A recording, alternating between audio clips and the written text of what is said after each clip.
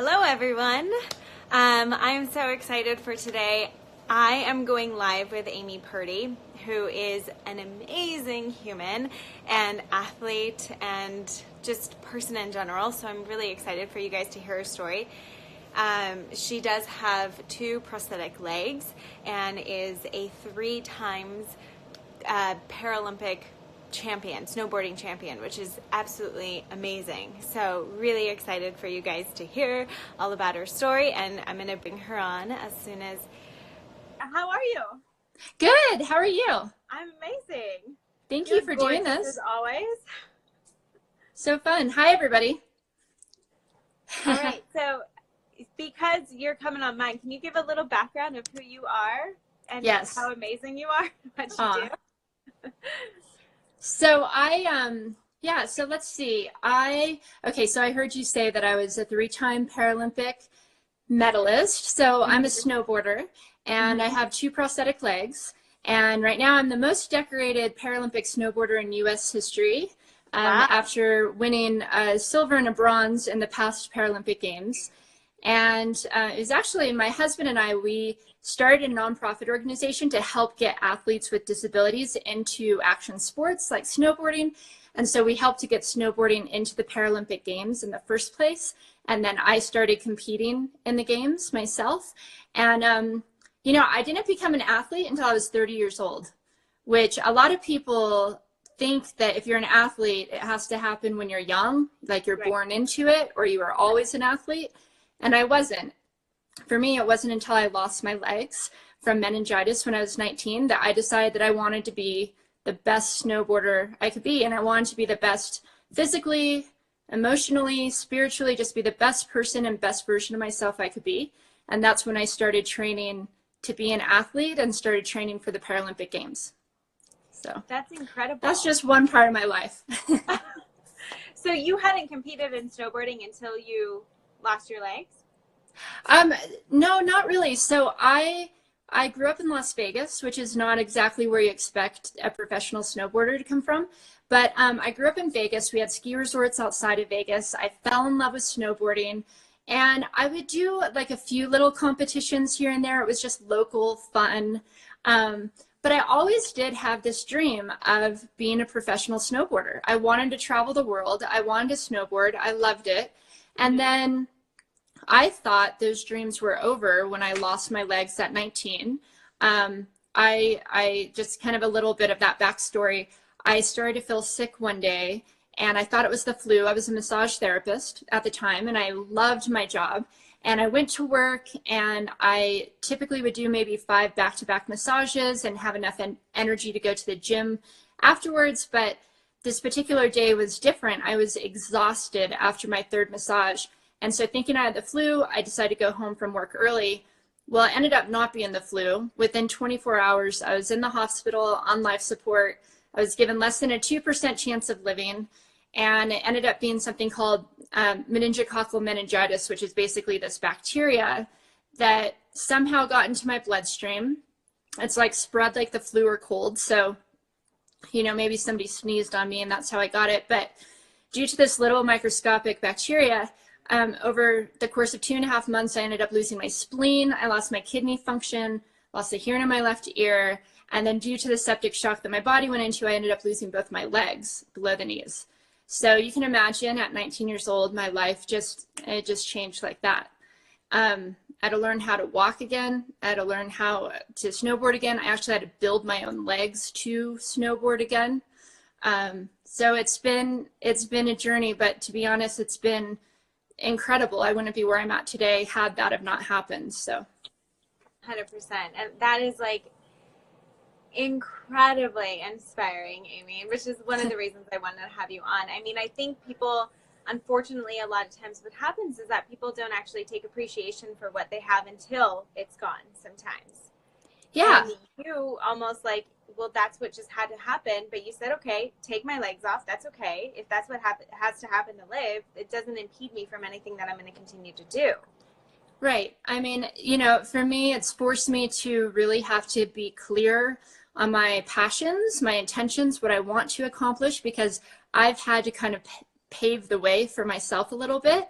So it's motivated me, you know, and of course there was a lot of challenges. I mean, plenty. I definitely hit the depths of despair in my life for sure, especially physically. Just, I wasn't an athlete, but I realized I'm naturally athletic. I think had I been an athlete when I was younger, I would have been pretty good because, you know, not turning into an athlete until I was 30, I realized just what I'm capable of and all that I can do and how strong this body really is, and how to appreciate my body that much more.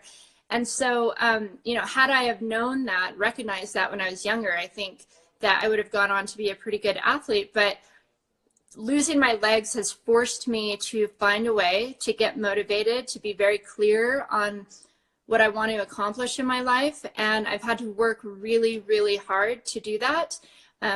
I was the only double leg amputee competitive snowboarder for many years, up until a couple of years ago. And so I didn't have somebody who I could call and say, hey, what kind of legs do you wear? You know, I had to figure it out myself. I had to build my legs myself. And by the way, the light is crazy. We have the prettiest sunset really right behind here, and it's just like beaming on my face. But can you see okay right now? It's really bright. What was that? Can you see okay with it in your face? I can see, yeah. I can see okay. Yeah. It's really bright. Yeah. So, anyways, yeah, it's been, you know, one of the biggest challenges of my life.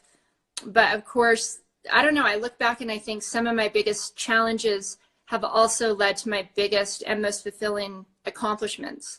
Like, they have to go hand in hand. Like the most like accomplishing things I've ever done, whether it was like learning to walk again or snowboarding again, or when I came in second place on Dancing with the Stars, or getting snowboarding into the Paralympic Games, all these things that seemed impossible and that were so hard and that I wanted to give up on throughout the entire journey, but didn't, ended up being the most amazing and fulfilling experiences of my life. So that's why it's so important that you can't give up. You just got to keep going through it. So. How did you develop that mindset where it's like at the worst, at the most despair, when you're like, how can this be happening to me? How did you not go into that victim mode of how is this happening to me? Why me? And instead switched it over into, okay, now what? How can I carry this on? How can I go after what I really want to? I mean, I made a choice, and I think I realized early on that life is all about the choices we make. You know, there's some things we can't control, but there's a lot of things that we can control. And I wanted to focus on the things that I could control. So I couldn't control the fact that I lost my legs. Not only did I lose my legs, but I was in kidney failure. So lost my kidneys, lost my health at that time. I also lost the hearing in my left ear. So there was a lot of overwhelming things happening that I could not control. But there were some things that I could control, which was, for one, like how I took care of myself. You know, how I ate and how I worked out. I used to get on the floor without my legs on and do like leg exercises, floor exercises, before I even had my legs built, just so that I could try to like keep my body strong and healthy. And I found that like when I took care of myself, even if I couldn't do the things that I did before in the same way, when I took care of myself, it gave me confidence. And I believe that confidence builds on confidence. So if you have just a little bit, that's all you need sometimes to say, you know what, I can do this. I can still feel good. I can still feel like myself. And now what can I do tomorrow? And every day we have the opportunity to be better than we were the day before. So for me, I just kind of built on these little stepping stones, but a lot of it came down to how I chose to take care of myself, to still work out any way I could, to feel strong, to feel healthy, to feel somewhat in control, even if I'm not completely in control of what was happening to my body. And yeah, I mean, I think that's why, like, even to this day, like now I'm 19 years out. So it's been 19 years since I lost my legs, but working out every day is so important to me. It's like part of the fabric of my life and how I even start my day feeling accomplished and confident. So do you start every day working out then? Say that again? Do you start every day working out? So it changes a little bit. Today I didn't start working out. I wanted to, but I try to. So I do feel like if I can work out in the morning, I already feel confident and accomplished for the day. And if I wait to the afternoon, it may not happen. So even if it's just 15 minutes, just get on the spin cycle for 15 minutes. I already feel like instead of kind of letting myself down, like I'm going to work out and never getting to it, I just do it, get it done with. And then I feel like, okay, I have the rest of the day to focus on the other things I need to focus on. So I try to, but I can't say I'm that good because today I did not. I'm writing a speech because I'm going to Lewis's School of Greatness. I'm speaking at his summit in a couple weeks. And today was one of my only free days to like sit down and actually kind of put this talk together. So perfect. So excited. That's going to be an amazing, amazing speech. So excited to hear it. Someone asked, was it pure gratitude or perspective or something else that actually gave you your drive to be able to make it the kind of success you have today? You know what? It's funny that you even mentioned perspective and gratitude, because that's what I just wrote in my talk this morning. Like really, those were the two first things. There's been a lot of different things in my life that have helped me to get to where I'm at today. But when I go back to the very beginning, I think the two most important things were gratitude and perspective. So gratitude for me, just starting to focus on what I had in my life instead of focusing on what I lost. That was really important. It's really easy to focus on what we don't have and to think that we're not good enough. Even if you have your legs, even if you have everything, we think, oh, I'm too old, or, you know, I'm not young enough, or I'm not fit enough, or, you know, I've lost my opportunity, or whatever it may be. And for me, I decided to shift my thinking from what I didn't have to what I did have. And I had a lot to be grateful for. You know, perspective is everything, because I almost lost my arms as well, actually my hands. So because I went into septic shock, the circulation pulled from my extremities to save my organs. And so at first we thought I was losing my hands and my feet and my nose and my chin. Those were actually really bad too. And so for it to turn around and to only lose my feet, I felt so grateful. I thought, whew, oh my gosh, I pulled out of that. I only lost my feet. Like once you have that perspective of how much worse it could have been and what I was facing, then only losing my legs, which I lost my kidneys and my spleen as well. But like I was so grateful for what I had. And so focusing on whatever it is we have to be grateful for. If you are healthy, I'll tell you what, if you are healthy, you have everything in the world you need to be the best version of yourself you could be. Yes. Health is everything. And even if you're not healthy, like I wasn't at that time, I focused on what I did have. I had my family and I had love and I was still me and I still had these dreams and these goals. Those didn't go anywhere. I just had to work harder to accomplish them. So perspective, like the way I chose to look at things, I had to make the choice to change my perspective and also to be grateful for what I had, because you never know, like it can go away tomorrow, just like that. So that is amazing. So beautiful. Someone asked, do you feel like you continue to push yourself just to continue proving to yourself that you can do it? You know what? There might be a little bit of that. I'll tell you, some people have asked me in the past, like, you know, like, I bet you want to prove others wrong or something like that. I've never cared to prove anybody else wrong. I think I've tried to prove myself right. You know, I like that. that I can do this. I know I can do it. I can figure it out. It all depends on how bad you want something. I mean, really, like, I think we all think we want something, but are you really willing to put all the hard work into it? Right. When you realize just how much hard work goes into it? And for me, when it came to, say, snowboarding with prosthetics, or Dancing with the Stars, like I was determined to figure it out, to not give up, and to find a way. And that forced me to have to like kind of create my own legs, figure it out, get really creative. That drive to find a way has always kind of motivated me in different parts of my life. And so, yeah, I mean, I think one thing that's important to me is I just want to make sure I'm living my fullest potential, and that, you know, I know that I could die tomorrow. Anybody could die tomorrow. And I want to know that I did everything I could while I was here to be everything that I could and to help others as much as I can. So I think that's more of the drive, like kind of seeing the bigger picture that life can end tomorrow, and what do I want to do today? Yeah, 100%. Gosh, that's so beautiful. How do you continue to live in that gratitude on a daily basis? I mean, I know I can't say that I'm the best at meditating, although I should be. I feel like I should be like meditating every day.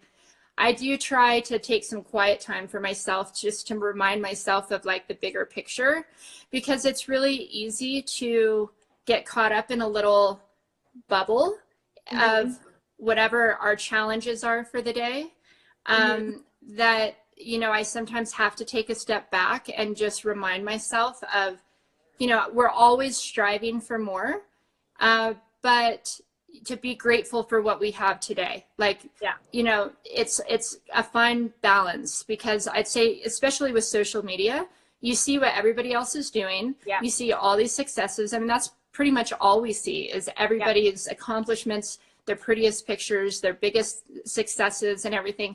And so it's really easy to kind of get caught up and think, well, why am I not doing that? Or I should be doing more, or, you know, this person's doing this and I should be doing that, or whatever, like the comparison stuff that can happen on social media that I think we all go through at times.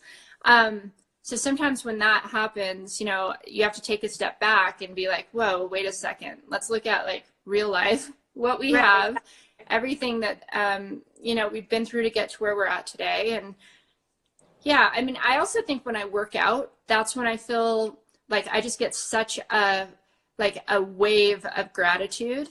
Like when I spin cycle, I'll turn on good music. I feel good. I think about my life. I think about, you know, just where I want to go. I think of the bigger picture. It's kind of natural when those endorphins kick in. Oh, yeah. So I'd say I kind of start the day with that practice, and I know that it will put me in a good like heart space for the day. Yeah. I mean, I encourage everyone, like, move. It doesn't matter if you're like sweating at the highest degree, at least getting out and into nature, walking, something that gets your body moving, because it really is going to drive you forward. And the more also that I feel like we commit to the promises to ourselves. So like today I'm going to work out. I'm going to get up and I'm going to work out. And the more that we continue to drive on that promise to ourselves, the more that we're going to continue to build those successes in any areas of life. Right. But it starts here. It starts with what we're telling ourselves, because what we're telling ourselves, if that becomes true, it can become true anywhere else in life as well. Right. Yeah. And I try to kind of focus on, I try to like make sure I'm organizing my priorities. So when a few years ago, I started doing a lot of motivational speaking, and I was speaking to huge corporations around the world. And it was actually, I put a lot of pressure on myself, because I was so busy trying to figure out like the right things to say. And then on top of that, I wanted to work out. And on top of that, I wasn't eating good enough. Like I'd find myself waking up and going straight to the computer and working, but then somehow not getting anything done, and just feeling like crap at the end of the day, because I'm like working all day, not eating, not working out, not doing some of the other things that were important to me, but like I had to get these speeches done. And so I started changing my priorities, where I decided, okay, what's the most important thing for me to do to feel good about myself for the day? Well, the first thing was eat. I needed to wake up and make sure that I ate something, or I'm never going to accomplish anything today. And then I decided my second thing was work out. Like if I can get a workout in, I already feel accomplished. I checked that off my list, and it gives me endorphins and also clears my mind so that I can write better, and so that I can work more inspired. And then I thought, okay, the third thing, what's the most important? Well, the third thing was like, how do I make my living? Okay. And what's like my job? So I started putting my energy towards speaking.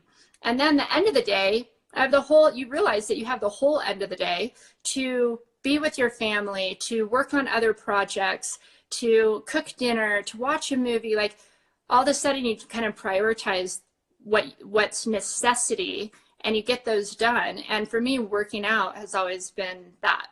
And like you said, even if it's, you know, if you don't have an hour, sometimes in our minds we think we need an hour to work out. Yeah. Like, oh, if you don't have an hour, then you might as well not work out. I mean, you can work out. Like my husband and I, it's so beautiful where we're at right now. We're in Colorado and the trees are changing. Every morning we wake up, we get a cup of coffee and we go for a walk through the trees. And it's a pretty good hike.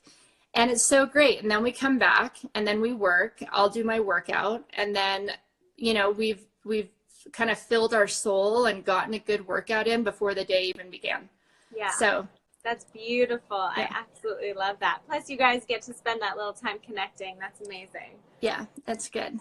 Yeah. Yeah. I love that. You know, you've also had other health challenges that I think are really important for people to even realize. Like I remember you had rhabdo, you had something else going on. You tell me still today you have health issues going on. Like I don't think people understand, especially hearing you talk about all this, like you're moving, you're working out, you're doing this, but people don't understand that there's still challenges that happen all the time, despite, you know, still being motivated, still taking care of yourself, all these other things. So I think it's really important for people to hear that too and kind of bring that to the surface, and then we can kind of dive into those things a little bit. Yeah. So, you know, and just because your story or you think you know your story, it doesn't mean it ends there, right? Yeah. As long as we're alive, we're going to continue to have more and more stories and like more and more challenges along the way. So you really have to decide, first of all, that you're not going to let these challenges, whatever they may be, even if you don't even know what they are yet, you're choosing to persevere through them. And I've always just decided no matter what comes my way, I'll find a way. I'll figure it out to do the things that I love to do. So that's definitely helped to keep me on my path, even when some things have knocked me off a little bit. But yes, I've had some major challenges. So first of all, like working out, I've worked out in so many different ways since I was 12 years old. That's when I got my first gym pass. I've worked out hard. I've worked out with trainers. I've done tons of CrossFit. Like I've done kind of everything. And a couple of years ago, I decided that I was going to go back for my second Paralympic Games. I had already won a bronze and I wanted to, of course, come back for gold. And I ended up jumping into a CrossFit class. I was in good shape, but it had been a while since I'd been in CrossFit. So I actually was in Brazil. I heard you just talking about Brazil. And I was in Brazil. I was preparing to dance for the opening ceremonies for the Rio Games. And I went there for 40 days and danced every day. So I was in great shape. Wow. But I wasn't in like CrossFit hardcore beast mode shape. Yeah. And I jumped into a CrossFit class, did a ton of pull-ups, ended up burning my arms out to the point of where my body couldn't heal the muscle tears, which naturally happen, but there were so many muscle tears that my body couldn't heal them. So my body decided to kill the muscle cells and basically dissolve my muscles in my arms. And so 2 days after I did this workout, I started to notice some weird swelling in my arms and things just didn't feel right. And I remembered that a friend had this and she was in the hospital and it was really scary. So I went to the hospital and I told them what I thought it was, which they didn't think it was that because it's so rare, but it was. And so, so I ended up in the hospital for close to 3 weeks. Basically lost not all, but a good amount of muscle in my arms. I couldn't work out like I wanted to. I had to take baby steps. I literally, for a month, had to just do range of motion. And then the next month I would do like 1 pound weights. And even with that, my arms would quiver and shake. And I think the worst part was just the mental part of like, I already lost my legs and now my strongest like limbs, I have my arms. Now I'm like, I don't have the strength of those anymore. And so like, who am I if I can't just wake up and work out and like feel good about myself? Like that's always been my go-to. So without that, who am I? So once again, I had to just start over and take baby steps and just like try to get through the fear of it and see the big picture and know that every day I was getting stronger and that, just do everything that I could to kind of keep my head on straight in that time. And I ended up my arms ended up doing really, really well. like 8 months later, I built a lot of muscle just off of 2 pound weights. It's amazing what you can do. You don't have to do really heavy weights. Like you can do 2 pound weights and like really focus on the movements and doing it slow, and you can build a ton of muscle that way. Totally. And so that's really how I went through like 8 months getting through rhabdo. So then I was doing everything I could to never like where I'd get rhabdo again. And all of a sudden I woke up one day, this is 8 months later, with a massive nerve injury down both arms. I had a brachial plexus injury, which took a while to figure out how that even happened. But then looking back after 2 months, it took us 2 months to get a diagnosis. And looking back, we realized that I had carried really heavy backpacks on my shoulders. I mean, real heavy, at the Olympic Training Center. And basically we think it stretched out my brachial nerves. And because I have a kidney transplant, they think that maybe like my body just didn't like jump. I didn't go into fight or flight, and my body, instead of healing it, this nerve injury like continued. And then also because I had rhabdo before, they were thinking maybe like my musculature wasn't as strong as I thought it was. So all of a sudden carrying these heavy backpacks like went straight to my nerves. So I ended up not being able to use my arms for about 4 months. I couldn't even wash my hair. My husband had to wash my hair for me. I couldn't lift water. I'd, kind of tip water over the edge of a table to drink. I couldn't text or pick my phone up. My arms, just to move my arms up like this, my arms would quiver and shake. And for quite some time, we didn't even know what was going on. So that was the scariest part, is like, not knowing. Is this the rest of my life? Like, I suddenly felt like some of those people who you hear about who are like knocking down doctors' doors trying to figure out what's wrong with them or their kids, like that. I lived that for a while. And luckily, a doctor in Utah ended up diagnosing me with this, and it made sense that I had carried these backpacks. Well, at that time, it was too late to really fix it. So like early on, I guess they can give you steroids and maybe stop the nerve injury from happening, but this is like months later. So I had to just deal with this extremely long recovery because nerves take forever to heal. It's crazy. Like I couldn't tell a difference day to day if I was getting better, but I could tell a difference like every 2 weeks, because I would say, well, 2 weeks ago I couldn't do that, but now I can. And so I started going on this like, okay, I'm not going to feel better day to day, but every 2 weeks I would kind of look back and realize, well, I'm further ahead than I was. So I am going the right direction. And I had to make a choice if I was going to go into the Paralympic Games, because everybody at that point was reaching their peak as far as my whole snowboard team, all my competitors. I mean, they are ready to go to the games and compete at their best. And I'm now not even, rock bottom. I felt like I was like below that because I wasn't even at like my normal baseline of strength and health. I was like still trying to just get through this injury. But I made the decision that I needed to do physical therapy anyways, and I wanted to get stronger anyways. So why not look at training for the Paralympics as physical therapy? And so decided to go into it, and completely came in last place, failed in my first race. And then because I was too scared to really go hard, my second race, I came in like second to last. My third race, I came in third to last. I worked all my way up the whole season over months until I came in. I don't know if I ever won this year, but I was like second place or winning kind of some of the heats that we were in.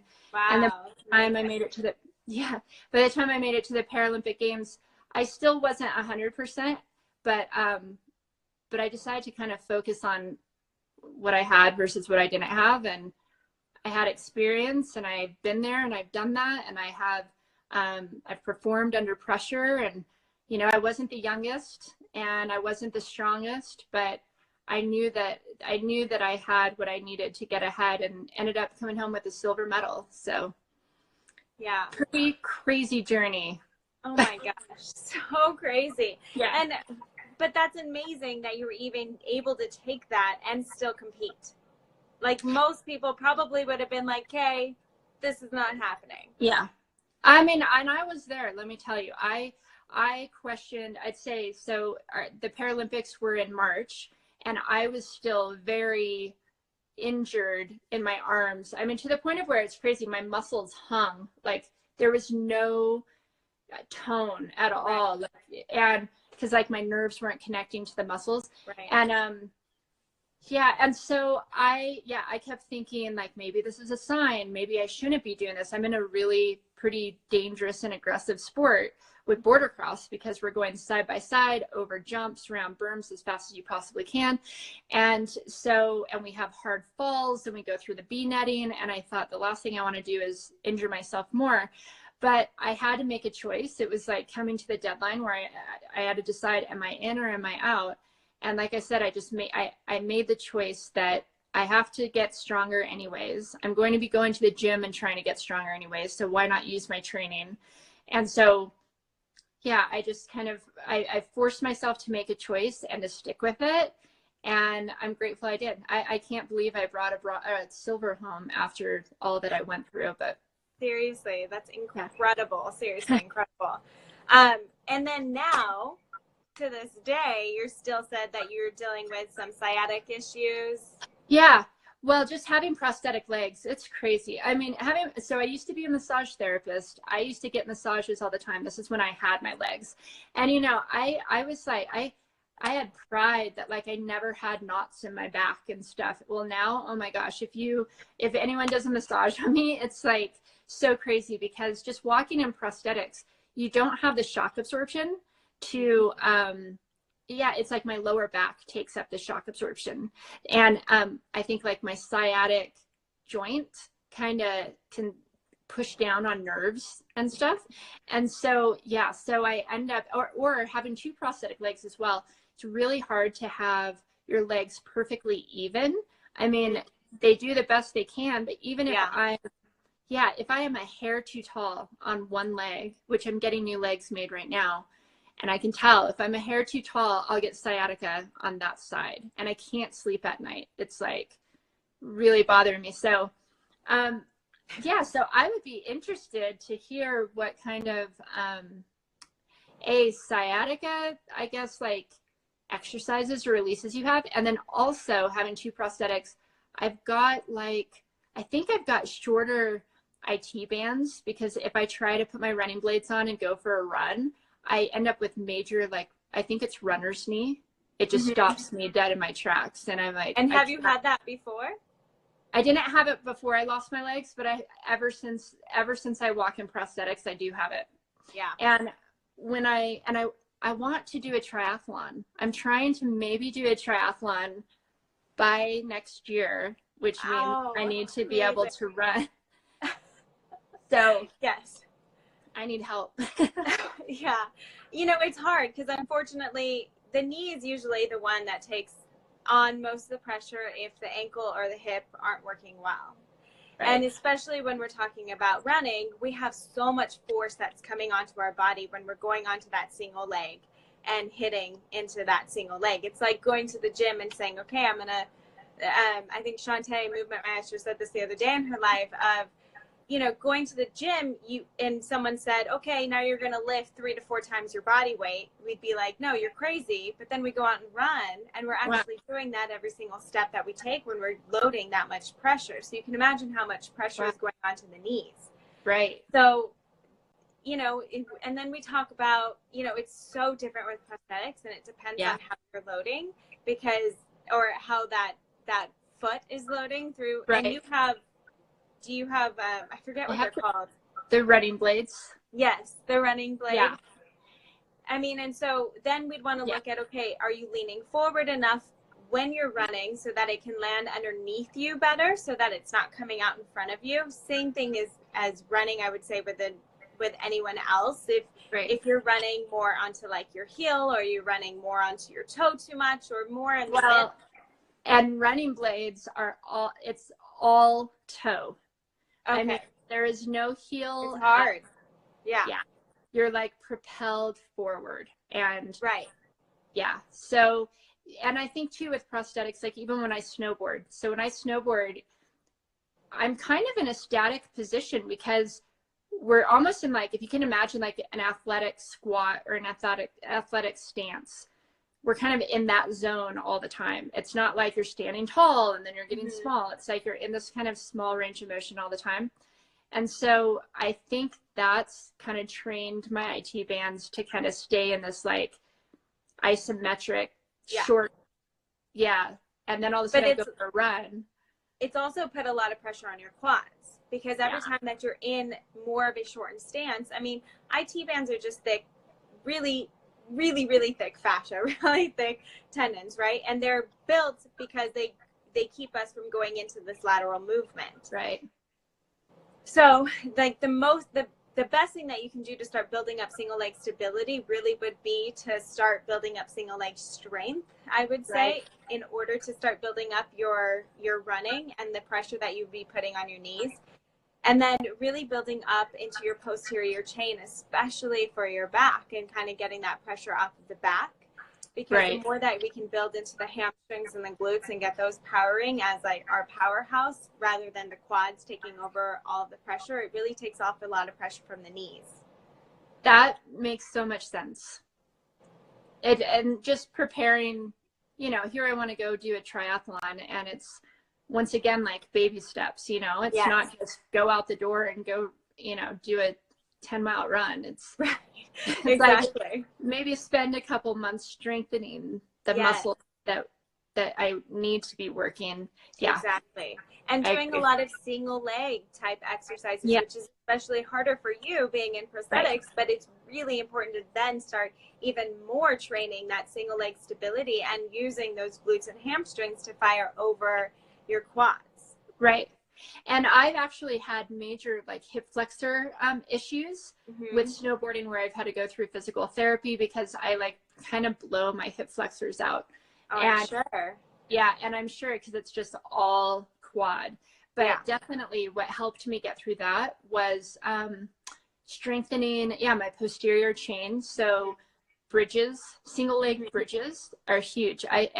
And then also I think we really worked on like my transverse abdominis, like just making sure that like the hip flexors aren't the first thing to engage, right?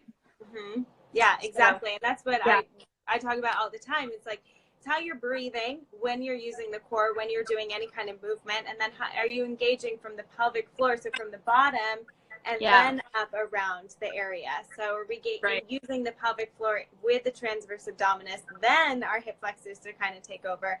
It's hard when you're doing stuff and you're more quad dominant and put into that position because of the prosthetics. So you really kind of have to work with that and kind of build up. And I would say a lot of single leg work included in that, not just double leg work. Even the other day I was talking to a CrossFitter, so I went to Granite Games, and one of the CrossFitters was saying, well, you know, I have back pain only when I run, but not when I'm doing deadlifts or any of this other stuff, or squats. And I said, well, what is the difference between running and deadlifting? It's between a two-legged activity and a single leg activity. Interesting. So again, and I think, like you said, we go off the bat and we're just like, okay, now I'm going to go do this thing and I'm going to hit it hard. Instead of acknowledging, okay, maybe I should start at the foundation and work my way up. Let's not go from 0 to 100 and just think that that's going to work and be just fine. And you know what? That's the thing. I mean, that's why it's so important that you're doing what you're doing, because most people do go from like, what do we say? From like 0 to hero, you know, you just think like, I'm going to go for a run, and you go try to do way too much and your body hasn't been even worked up to it or strengthened in that way at all. So I'm happy we did this, because I'm thinking of doing this triathlon. And so I can focus. There's definitely a handful of different like single leg workouts that I do, but I could be doing a lot more. And I think I realized too, with running blades, you know, the human foot has like 150 bones and muscles for stabilizing and for jumping and all that. I've got one piece of carbon fiber that's about that thin. So my knees are not as stable. Like when I'm running, it's not like I have all these bones and muscles that are stabilizing. In fact, Right. it's probably my knees that are taking, all of that and trying to stabilize the rest of my body. So even more important to make sure that they're strong before I Yeah. go send it. 100%. And then if you're going to foam roll or massage anything, I would go into the quads. Okay. And be foam rolling and stretching out the quads a lot. So I like to do, if I'm feeling like something is tight, something is restricted, I foam roll for about 2 minutes, and then I do a mobility exercise directly after that, because that's where you're going to really get the translation. You relax it first, and then you stretch into it. So that helps a lot. And then also just making sure that the hips have, so not only can the hip flexor get really tight and you need to stretch the hip flexor, but it could actually be rotation too. So making sure that you have good, like just sitting in that 90-90 position. I like to show it a lot. So if anyone needs to scroll through the gram and find it, it's probably there. But just sitting in like 90-90 and really making sure that you have external rotation, internal rotation of your hips also helps to take tension off the back and tension off that sciatic nerve. Right. That makes so much sense. So like we always want to address what's happening above and below the areas that are painful, because it can really be driven, the cause, from somewhere else around the body, not necessarily in that area. And what I think is interesting, and I've noticed this a lot, especially when I was doing CrossFit or doing like heavy weight training, if I had any, not injuries, but just pain, like even like a weird kind of catch in my shoulder, a lot of times it was from muscle weakness elsewhere. So that's why, weight training, but properly, is important, because then all of a sudden you realize it takes the stress off of other areas. But it's such a reminder, like our body is such a, it's such a holistic thing where like, if something gets injured, it's like everything wants to sling it and help it. And so it's definitely trying to keep everything in balance. Right. Totally. I mean, you're really doing it. And I think everyone, I try to repeat this as much as I can. Listen to your body. What is your body telling you? And then be compassionate for where it's at.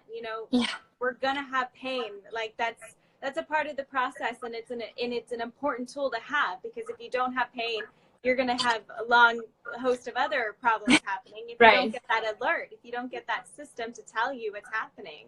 Right. So and it's never a bad thing. Yeah. So we got to listen. So, definitely.